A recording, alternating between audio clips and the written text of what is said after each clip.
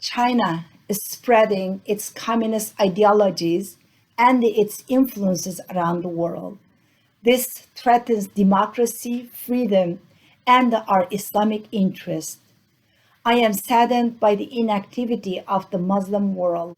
While Uyghur Muslims are facing genocide, as Muslims, we have a direct stake in what's happening.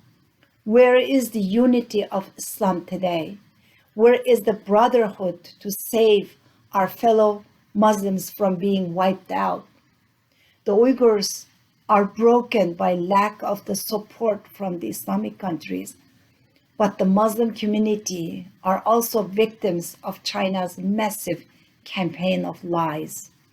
If our brothers and sisters in Islam really knew the truth of what is going on, if they only hear the desperate implore of the Uyghur Muslims for survival, I sincerely hope that they won't leave us alone.